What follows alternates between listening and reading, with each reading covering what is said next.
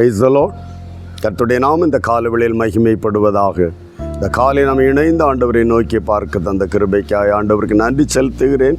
இந்த நாளிலும் சங்கீதங்களின் புஸ்தகம் 72ஆம் அதிகாரம் அதனுடைய 12வது வசனத்தை வாசிக்கிறேன். கூப்பிடுகிற எளியவனையும் உதவியற்ற சிறுமையானவனையும் அவர் விடுதலையாக்குவார், விடுவிப்பார்.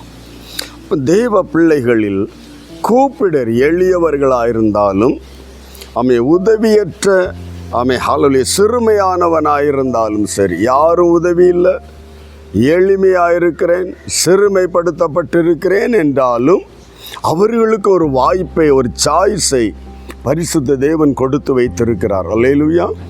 யாரையும் தனியாய் உங்களை நாங்கள் விசாரிப்பற்ற ஒரு நிலையில் தேவன் விடுவதில்லை, எவரையும். ஆகவேதான் சிறுமையானவனை எளிமையானவனுக்கும் ஆண்டவர் ஒரு வாசலை வைத்திருக்க கூப்பிட வேண்டும். கூப்பிடுகிற எளியவனை விடுதலையாக்குகிறார், விடுவிக்கிறார். ஆமென். உதவியற்ற சிறுமையானவனை விடுவிக்கிறார்.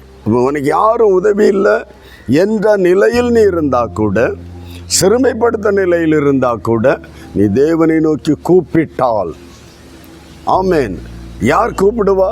விசுவாசித்தவன் கூப்பிடுவான். யார் தேவனை நோக்கி இந்த நெருக்கத்தில் மனிதனை சாராமல் தேவனை யார் கூப்பிடுவா? தேவன் மேல் விசுவாசம் உள்ளவன், நம்பிக்கை உள்ளவன் மட்டுமே. ஆகவே தான் வேதம் சொல்லுகிறது, கூப்பிடுகிற எளியவனையும் உதவியற்ற சிறுமையானவனையும் அவர் விடுவிப்பார். அப்படியானால் நம்முடைய நெருக்கத்தில் சிறுமைப்படுத்தப்பட்ட எளிமையான காணப்படுகிற நாம் தேவன் சந்நிதியில் நாம் என்ன செய்ய வேண்டுமா?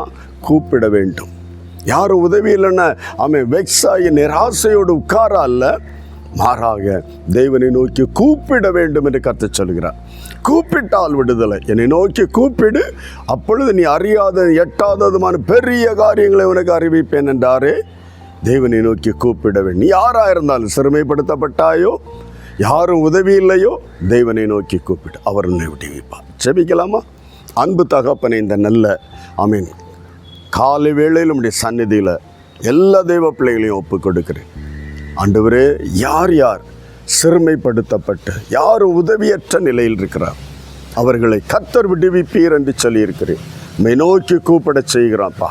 உம்மை நோக்கி கூப்பிட வேண்டும் என்ற அந்த காரியத்தை இந்த நாளில் இவருடைய செவிகளில் போய் சேர்ந்து இருக்கிறது. உம்மை நோக்கி கூப்பிடும்போது அவர்களை விடுதலையாப்பீர், விடுவித்து அவர்களை ஆசீர்வதிப்பீர் என்று வேதம் சொல்லுகிறபடியே ஒவ்வொரு தெய்வ பிள்ளைகளையும் ஒப்பு கொடுக்கிறோம். ஒவ்வொருவரும் நோக்கி கூப்பிடுகிற நாளில் சத்துருக்கள் பின்னிட்டு திரும்பத்தக்கதாக இவர்களை விடுதலையாக்கும் ஆசீர்வதியும் செய்யப்படுறதுக்காய் நன்றி.